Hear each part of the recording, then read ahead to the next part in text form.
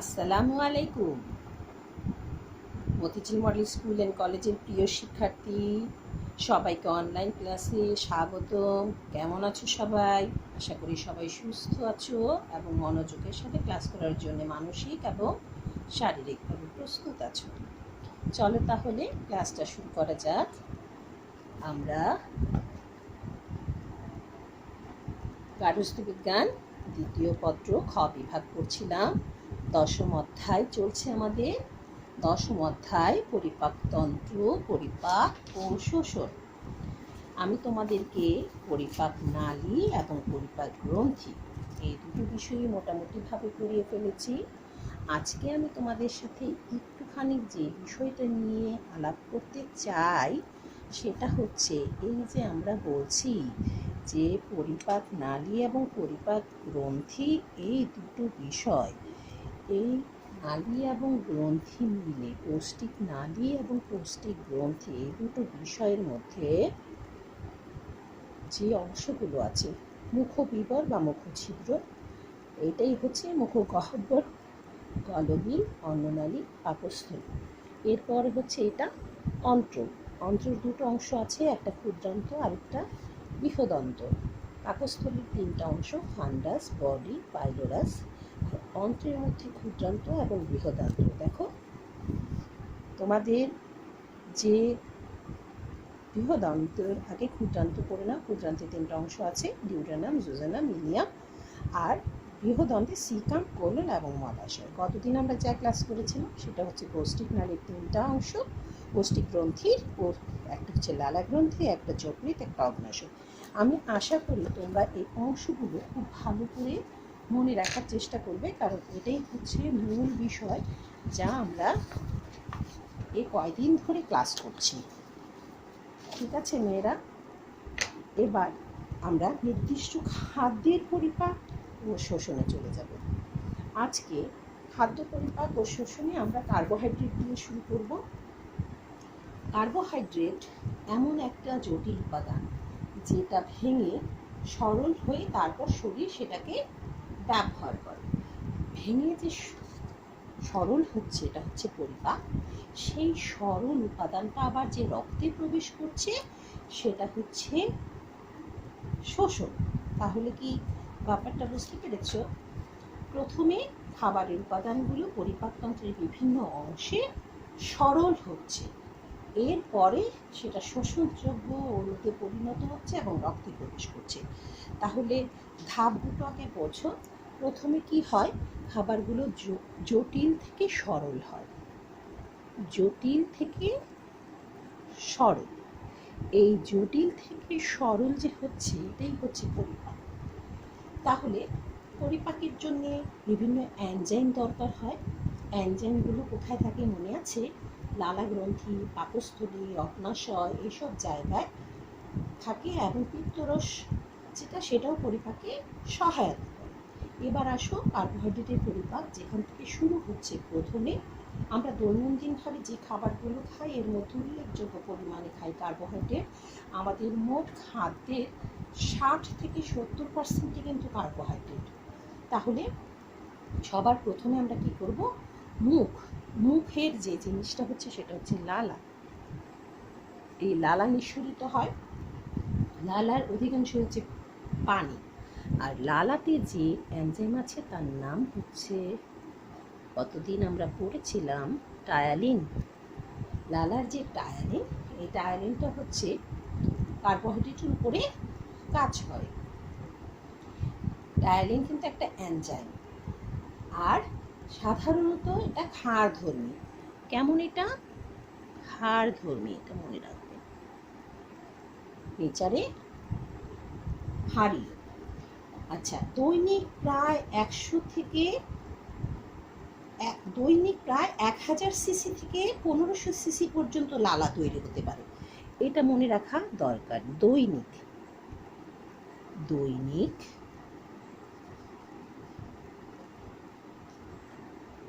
1000 CC থেকে cubic centimetre 1500 CC পর্যন্ত একজন ব্যক্তির মুখে লালা নিঃসরিত হয়, অনেকটুকু, কি বলে? এবার মুখে যে জিনিসটা হয় সেটা হচ্ছে ডাইস্যাকারাইড, যেগুলো সুক্রোজ, ল্যাকটোজ, মল্টোজ, এগুলো কোনোই পরিপাক ঘটে না। মুখে খাদ্যদ্রব্য অতি অল্প সময় অবস্থান করে, তো সেই জন্যে মোট স্টার্চের মাত্র 30 ভাগ, মোট স্টার্চের মাত্র 30 ভাগ, এটা মনে রাখবে, মাত্র 30 ভাগ টায়ারিনের ইয়ার মল্টোজে পরিণত হয়। স্টার্চ থেকে মল্টোজ। কাঁচা স্বেচ্ছা জাতীয় খাদ্যের কোনোই পরিবর্তন ঘটে না, শুধুমাত্র সিদ্ধ স্টার্চ শতকরা 30 ট্রায়ালিনের সাহায্যে মল্টোজে পরিণত হতে পারে। এবার আসো গলবিল এবং অন্ননালী। গলবিল এবং অন্ননালী কোনো কাজ করে না। গলবিল হচ্ছে মুখ থেকে যখন আসলো গলবিলে, গলবিল থেকে সেটা নেমে আসছে অন্ননালীতে। এটা শুধুমাত্র খাদ্যকে এক জায়গা থেকে আরেক জায়গায় প্রবেশ করতে সাহায্য করে। অন্ননালী সেটাকে নিয়ে যাবে কোথায় বলো তো? পাকস্থলীতে। আচ্ছা, পাকস্থলীর যে বিষয়টা তোমাদের এখানে আমি বলি, পাকস্থলীতে মূল কাজ এখানেই শুরু হচ্ছে, অর্থাৎ খেয়াল করো, এখানে এসে HCl পাচ্ছি। এই HCl বা হাইড্রোক্লোরিক অ্যাসিড খাদ্যমন্ত্রের ভেতরে প্রবেশ করে, তখনই টায়ালিনের কাজ বন্ধ হয়ে যায়। অর্থাৎ এই টায়ালিন তার সমস্ত কাজগুলো HCl এর কাছে ট্রান্সফার করে দেয়। যেমন খাদ্যদ্রব্য মধ্যে যে টায়ালিন প্রবেশ করে খাদ্যকে কিছুটা মল্টোজে পরিণত করলো, এরপর সেই খাবারটাকে গিলে গলবিল হয়ে অন্ননালী হয়ে পাকস্থলী পর্যন্ত আনলো। এই পাকস্থলীতে এসে পাকস্থলীর যে উপরের অংশ ফান্ডাস, সেই ফান্ডাসে এসে অবস্থান করে। আর এই শ্বেতসার জাতীয় উপাদানের কিছুটা তখন আগে থেকেই মল্টোজে পরিণত হয়ে আছে। এবার এর উপরে কাজ করবে HCl। এই HCl খাদ্যমন্ডের ভেতরে প্রবেশ করলেই ট্রায়ালিনের কাজ বন্ধ হয়ে যাবে, এবং এই হাইড্রোক্লোরিক অ্যাসিড সুক্রোজ অণুর কিছু অংশ ভেঙে গ্লুকোজ এবং ফ্রুক্টোজে পরিণত করে। আবার খেয়াল করুন, HCl কি করে? সুক্রোজকে ভেঙে মেইন যেটা কাজ সেটা হচ্ছে সুক্রোজ। এই সুক্রোজকে ভাঙবে, ভেঙে দুটো পার্টে নিয়ে যাবে। কিসে কিসে নিয়ে যাবে দেখো, একটা হচ্ছে গ্লুকোজ, গ্লুকোজ, আর আরেকটা হচ্ছে ফ্রুক্টোজ, ফ্রুক্টোজ। তাহলে গ্লুকোজ আর ফ্রুক্টোজে পরিণত হলো এই দুটো জিনিস। এখানে প্রকার হবে না, রস্যকার। ঠিক আছে, তাহলে সুক্রোজ ভেঙে হচ্ছে গ্লুকোজ আর ফ্রুক্টোজ। আর প্রথমে যে জিনিসটা ছিল তোমার লালার ট্রায়ালিন, সে কি করেছিল মনে আছে? সে করেছিল হচ্ছে স্টার্চ, সেটা তাও সিদ্ধ স্টার্চ। স্টার্চ ভেঙে করেছিল মল্টোজ। তাহলে কে কার উপরে কাজ করছে এই বিষয়টা কিন্তু বুঝতে হবে। তাহলে পাকস্থলীতে এসে HCl কাজ করছে সুক্রোজের উপর, সেই সুক্রোজ ভেঙে হচ্ছে গ্লুকোজ এবং ফ্রুক্টোজ। এই হচ্ছে পাকস্থলীর কাজ। এবার আসো ক্ষুদ্রান্তে। এখানে এসে মূলত পরিপাক সম্পূর্ণ হয়, এটা মনে রাখবে। ক্ষুদ্রান্ত, এই হচ্ছে মূল ক্ষুদ্রান্তের যে কাজ, সেটা হচ্ছে এখানকার যে রসগুলো, অর্থাৎ অগ্নাশয় রস, আন্ত্রিক রস, এগুলো পরিপাকে সহায়তা করে। প্রথমে আসো অগ্নাশয় রস। অগ্নাশয় রসের কাজ কি? অগ্নাশয় রসের কাজ হচ্ছে কার্বোহাইড্রেট জাতীয় যে খাবারগুলো ক্ষুদ্রান্তের উপরে অংশে এসে পৌঁছলো, তখন অগ্নাশয় রসের যে অ্যামাইলপসিন, নামটা মনে রাখা দরকার আছে, নয়তো কিছু বুঝবে না। লিখি না, অ্যামাইলপসিন। অ্যামাইলপসিন কি করে? খাদ্যের সিদ্ধ ও কাঁচা স্টার্চ, গ্লাইকোজেন, ডেক্সট্রিন এই সবগুলোর আদ্র বিশ্লেষণ ঘটায়, ফলে মল্টোজ তৈরি হয়। মল্টোজ তৈরি হয়। তোমাদেরকে আমি যে জিনিসটা বলবো, আমরা যখন কার্বোহাইড্রেট শ্রেণীবিভাগ করেছিলাম, তখন পড়েছিলাম না, কার্বোহাইড্রেট সবচেয়ে জটিল ফর্মের নাম হচ্ছে পলিস্যাকারাইড, তারপরের ফর্মের নাম হচ্ছে ডাইস্যাকারাইড, তারপরের ফর্মের নাম হচ্ছে মনোস্যাকারাইড।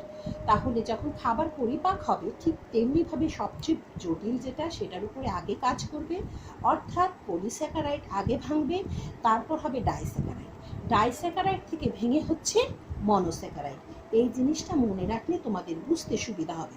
এখানে দেখো আন্তরিক রসের কার্বোহাইড্রেটের যে অগ্নাশয় রসটা তুমি পেলে অ্যামাইলপসিন, এই অ্যামাইলপসিন কিন্তু খাদ্যের সিদ্ধ এবং কাঁচা দুটো স্টার্চের উপরেই কাজ করছে। টায়ালিন কিন্তু শুধুমাত্র সিদ্ধ স্টার্চের উপর কাজ করেছিল, কাঁচা স্টার্চের উপর কাজ করেনি। আর অ্যামাইলপসিন খাদ্যের সিদ্ধ এবং কাঁচা দুটোর উপরই কাজ করেছে এবং গ্লাইকোজেন এবং ডেক্সট্রিন দুটোরই আদ্র বিশ্লেষণ ঘটিয়ে মল্টোজ তৈরি করেছে। ঠিক আছে, এই জিনিসটা মনে রাখবে যে কোন এনজাইম কার উপরে কিভাবে কাজ করছে। এবার আসো আন্তরিক রস। এই আন্তরিক রস যেটা বলছি আমি, আন্তরিক রস বলতে মূলত অ্যামাইলেজ যেটা সেটাকে বোঝানো হচ্ছে। এখানে দেখো এই আন্তরিক রসের যে অ্যামাইলেজ, লিখে নিই এটা তোমাদের আমি, অ্যামাইলেজ যখন এস থাকবে সেটা একটা এনজাইম, তোমাদের আমি এটা বুঝিয়েছিলাম। আন্তরিক রসের যে অ্যামাইলেজ সেটা কি করছে, স্টার্চ, ডেক্সট্রিন এই ধরনের পলিস্যাকারাইডগুলোকে ভেঙে মল্টোজে পরিণত করছে। মল্টোজ একটা ডাইস্যাকারাইড, তাহলে এখানে পলিস্যাকারাইড,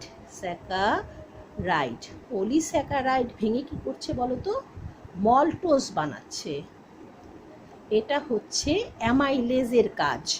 অ্যামাইলেজ কার উপরে কাজ করে, পলিস্যাকারাইডের উপর কাজ করে। পলিস্যাকারাইড ভেঙে সে কী তৈরি করে, মল্টোজ তৈরি করে।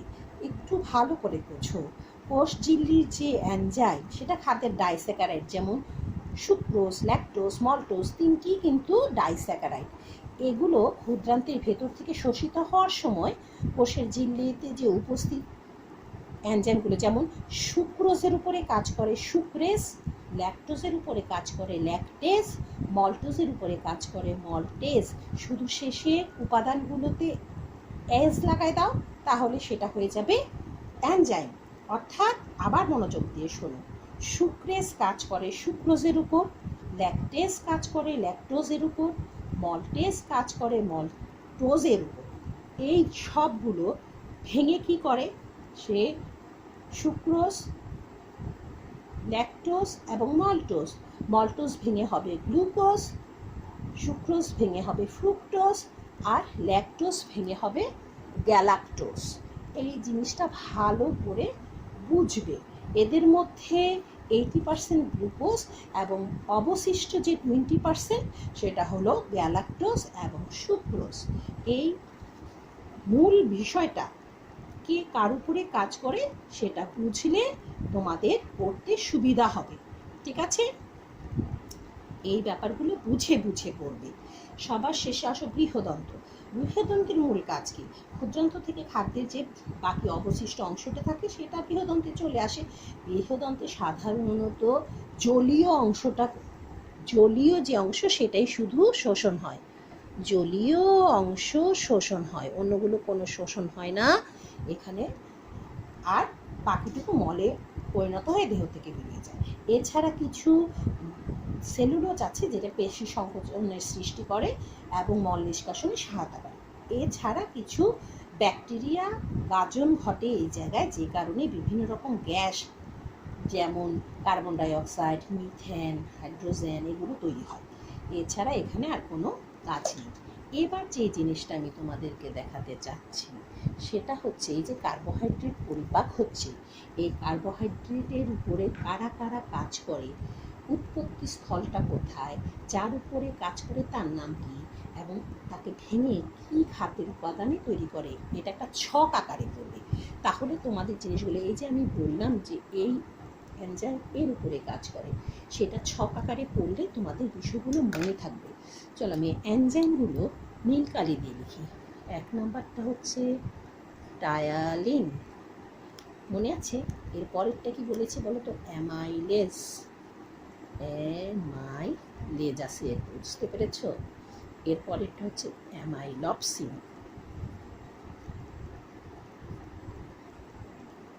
সিন, এবং সবার শেষেরটা হচ্ছে মূলত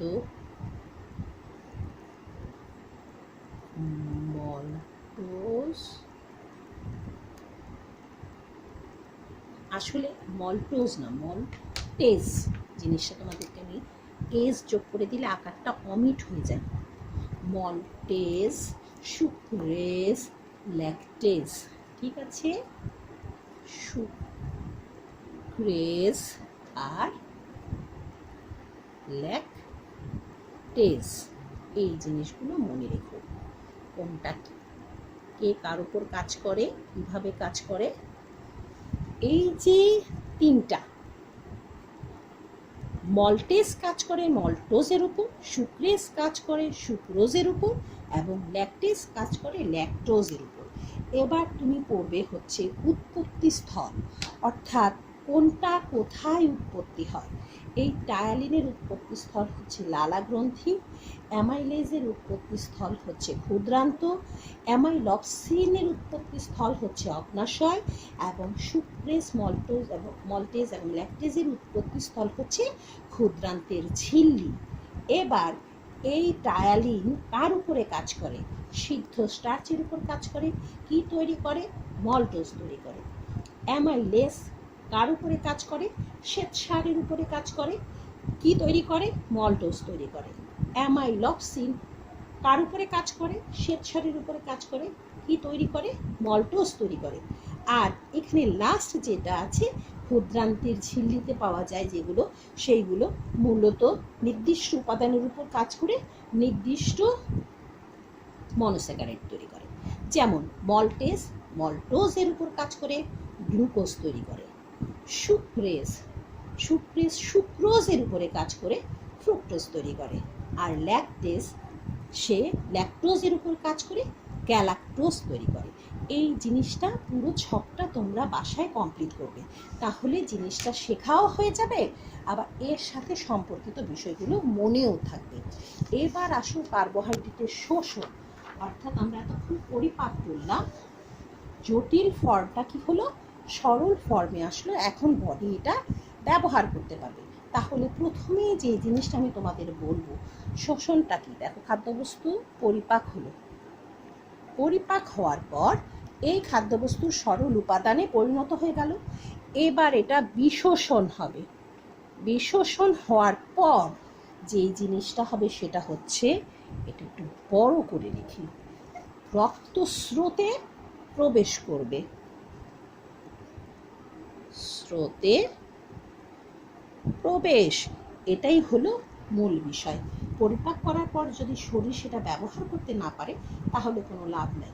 রক্তস্রোতের মাধ্যমে যখন সেই খাবারগুলোর শোষণ ঘটবে তখনই আমরা সেটাকে ব্যবহার করতে পারবো। তাহলে সবার প্রথমে যেই জিনিসটা করতে হয়, ক্ষুদ্রান্তে কিন্তু খাদ্যবস্তুর শোষণ শুরু হয়, এটা মনে রাখবে। ক্ষুদ্রান্ত, এটা হচ্ছে মূল জায়গা শোষণের, খাদ্য শোষণের। কোথা থেকে হয়? ক্ষুদ্রান্ত থেকে শুরু হবে। এবার দেখো ডাইস্যাকারাইড, সবার প্রথমে যে জিনিসটা হবে, ডাইস্যাকারাইডের শোষণ বলতে কি বোঝায়? ডাইস্যাকারাইডের মধ্যে মল্টোজ প্রধানত মধ্য ক্ষুদ্রান্ত এবং নিম্ন ক্ষুদ্রান্তের প্রথমাংশ, আর সুক্রোজ হচ্ছে মধ্য ক্ষুদ্রান্ত এবং শেষ ভাগ ও নিম্ন ক্ষুদ্রান্ত থেকে, আর ল্যাকটোজ গ্রহণী এবং মধ্য ক্ষুদ্রান্ত থেকে শোষিত হয়। তাহলে প্রথমে আমাদের যে কাজটা করা উচিত সেটা হচ্ছে মল্টোজ, সুক্রোজ এবং ল্যাকটোজটা লিখে নিই আমরা। মল্টোজ, এরপরে সুক্রোজ আর ল্যাকটোজ। এই যে তিনটা জায়গা, এই তিনটা জিনিসের মধ্যে মল্টোজ হচ্ছে মধ্য ক্ষুদ্রান্ত, মধ্য ক্ষুদ্রান্ত, মধ্য ক্ষুদ্রান্ত ও নিম্ন ক্ষুদ্রান্তের প্রথমাংশ, নিম্ন ক্ষুদ্রান্তের প্রথমাংশ। ঠিক আছে, এই দুটো জায়গা থেকে এরা শোষিত হয়। আর সুক্রোজ হচ্ছে ক্ষুদ্রান্তের শেষ ভাগ, ক্ষুদ্রান্তের শেষ ভাগ, ক্ষুদ্রান্তের শেষ ভাগ এবং নিম্ন ক্ষুদ্রান্ত। আর ল্যাকটোজ হচ্ছে গ্রহণী এবং মধ্য ক্ষুদ্রান্ত, গ্রহণী ও মধ্য ক্ষুদ্রান্ত। তাহলে মল্টোজ এবং সুক্রোজ হচ্ছে নিম্ন ক্ষুদ্রান্ত, আর ল্যাকটোজ হচ্ছে মধ্য ক্ষুদ্রান্ত, আর বাকি অংশগুলো হচ্ছে প্রথম অংশটুকু। এইখান থেকে এদের শোষণ হয়। ডাইস্যাকারাইডগুলো শোষণের সময় ক্ষুদ্রান্তের কোষ ঝিল্লিতে প্রথমে ভেঙে মনোস্যাকারাইড হয়, পরে হচ্ছে রক্তে প্রবেশ করে। বুঝতে পেরেছ? অর্থাৎ ডাই ভেঙে হচ্ছে, এটা মনে রাখবে, এটা অনেক গুরুত্বপূর্ণ, মনো, এর পরে হচ্ছে সে রক্তে যাচ্ছে, এটা মনে রাখবে। ডাইস্যাকারাইড ভেঙে হবে মনো হয়ে মনোস্যাকারাইড হওয়ার পর সে হচ্ছে রক্তে প্রবেশ করবে। এবার আসো মনোস্যাকারাইড। ডাইস্যাকারাইডের ধাপ হলো মনো হয়ে গেল, মনো হলে পরে কি হয়? মনোস্যাকারাইডের শোষণে যে জিনিসটা মনে রাখবে, সকল কার্বোহাইড্রেট পরিপাক শেষে মনোস্যাকারাইড হয়। সকল কার্বোহাইড্রেট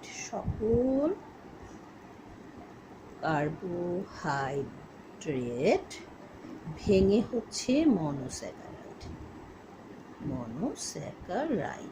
এটা হবে। এইবার মনোস্যাকারাইড হওয়ার পর ক্ষুদ্রান্ত দিয়ে শোষিত হবে। এরা কোথায় দিয়ে শোষিত হয়?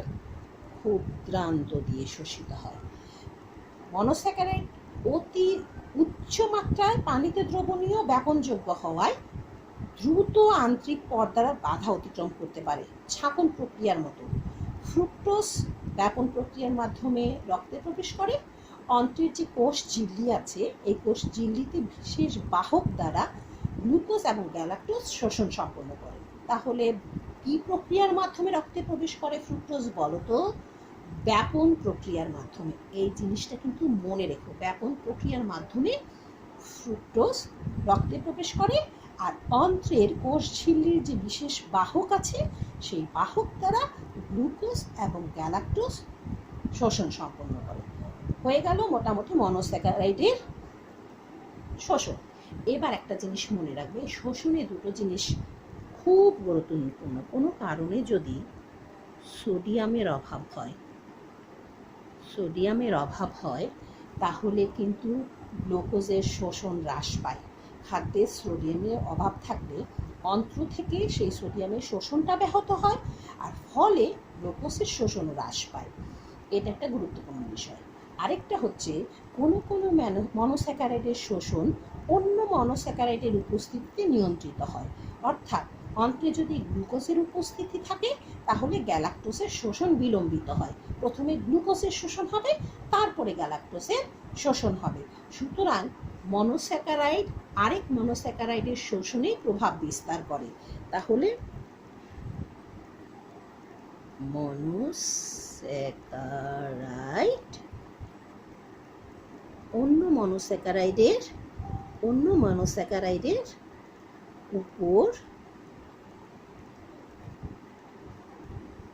প্রভাব বিস্তার করে।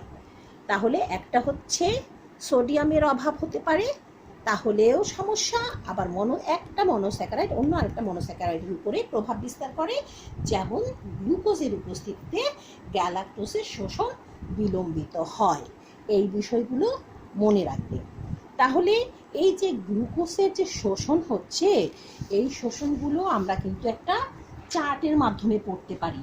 অর্থাৎ কার্বোহাইড্রেটগুলোর নাম কি, সেটা শোষণের স্থান কোনটা, তার উপাদান যেটা রক্তে প্রবেশ করছে সেটার নাম কি, এইভাবে যদি আমরা একটা ছক করে পড়ি তাহলে সেই জিনিসগুলো মনে থাকবে। যেমন কার্বোহাইড্রেটগুলোর নামগুলো আমি তোমাদের আগে লিখে নিচ্ছি। সেটা হচ্ছে, একটা হচ্ছে মল্টোজ, সুক্রোজ, ল্যাকটোজ, আর একদম এই তিনটেই কিন্তু ডাইস্যাকারাইড। এবার আসো মনোস্যাকারাইডে। গ্লুকোজ,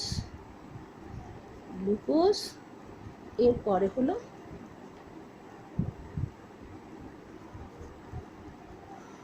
ফ্রুক্টোজ ও গ্যালাক্টোজ। এবার নামগুলো পেয়ে গেছো, চলো আমরা শোষণের প্রধান স্থানগুলো জেনে নিই।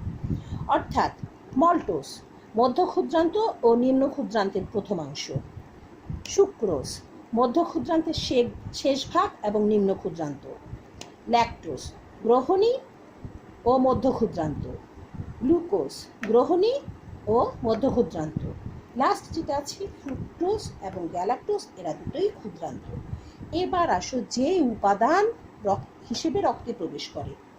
মল্টোজ গ্লুকোজ হিসেবে রক্তে প্রবেশ করে, সুক্রোজ গ্লুকোজ ও ফ্রুক্টোজ হিসেবে রক্তে প্রবেশ করে। অর্থাৎ এক অণু মল্টোজ ভাঙলে গ্লুকোজ প্লাস গ্লুকোজ 2 অণু মনোস্যাকারাইড পাওয়া যাবে। আবার এক অণু সুক্রোজ ভাঙলে 1 অণু গ্লুকোজ ও 1 অণু ফ্রুক্টোজ পাওয়া যাবে। ল্যাকটোজ এটাও ভাঙলে 1 অণু গ্লুকোজ ও 1 অণু গ্যালাক্টোজ পাওয়া যাবে। এরা তিনটাই কিন্তু ডাইস্যাকারাইড, মনে থাকবে তো? রাইট, তাহলে ভেঙে তো মনোস্যাকারাইড হবে। এবার গ্লুকোজ, ফ্রুক্টোজ, গ্যালাক্টোজ এরা কিন্তু সব মনোস্যাকারাইড। এটা না, বেশি টেনে ফেলেছি, এটা হবে এখান থেকে, দাঁড়াও ঠিক করে দিচ্ছি।